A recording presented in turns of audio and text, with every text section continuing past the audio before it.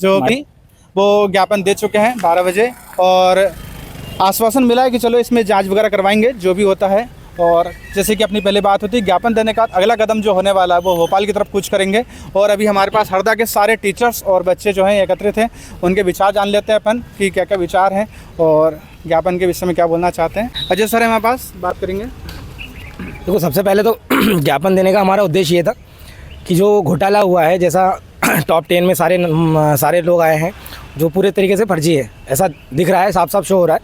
और हमने ज्ञापन इसलिए नहीं दिया कि हमें री एग्ज़ाम कराना है या कैंसिलेशन कराना है, हमें बस इसलिए ज्ञापन दिया है कि जो घोटाला हो रहा है आने वाले एग्ज़ाम्स में, क्योंकि अभी कुछ दिन बाद ही कांस्टेबल का एग्ज़ाम होने वाला है, अगर इस तरीके का घोटाला होता रहा तो जो लोग कांस्टेबल की तैयारी कर रहे हैं वो डिमोटिवेट हो रहे हैं। वो सोच रहे हैं अगर यही व्यापम के एग्ज़ाम्स को हम देते रहेंगे तो घोटाले में हो सकता है हम भी शामिल हो जाएं, क्योंकि गाँव के साथ तो घुन भी पिसता है ना। तो वैसी कंडीशन है अभी व्यापम के साथ, और हम सोच रहे हैं कि री एग्ज़ाम ना हो, क्योंकि जिसने मेहनत की है उसका भी सिलेक्शन उसमें हुआ है, तो वो भी ना पिस जाए।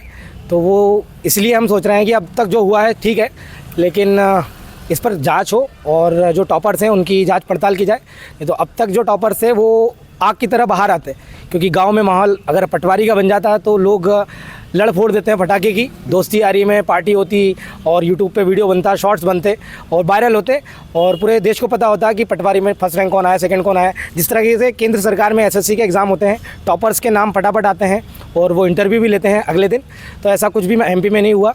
इंटरव्यू तो वो लोग ले रहे हैं जो नीचे आए हैं, और टॉपर्स तो कहीं और ही हैं, पता ही नहीं है उनका। तो बस इतना ही चाहूँगा कि सरकार इस पर ध्यान दे और सीबीआई जांच की मांगे। Thank you. गोपाल सर, चलो दिव्यांशु सर से बात कर लेते हैं। तो प्यारे बच्चों, आपको पता है कि मध्य प्रदेश में कितना बड़ा घोटाला हुआ है। अब ज़्यादा कुछ बताने की ज़रूरत नहीं है, मैं तो इतना ही कहूँगा सभी लोग सपोर्ट बनाए रखें, सभी टीचर्स साथ में हैं, सभी बच्चे भी साथ में जाओ, क्योंकि लड़ाई किसी टीचर की नहीं है, ये सारे बच्चों की लड़ाई है। सर आपको बताएंगे क्या क्या। सबसे पहले तो ये जो व्यापम घोटाला हुआ है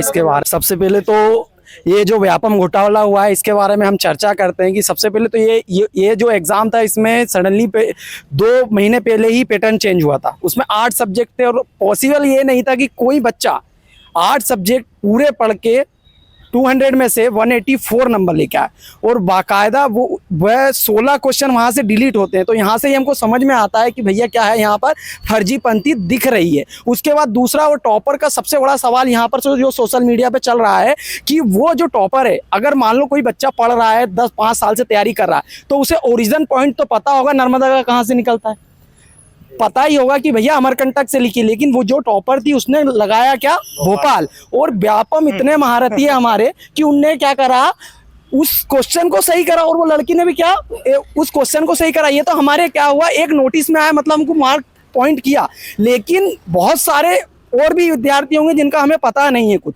तो हम सरकार से यही गुजारिश करते हैं कि इस मामले को संगीन में ले और सबसे पहले इस पर जांच बैठाए। हम सीबीआई की जांच की मांग करते हैं, और जो भी दोषी पाया जाता है अगर उसमें, तो उन पे सख्त से सख्त कार्रवाई की जाए। ठीक है सर।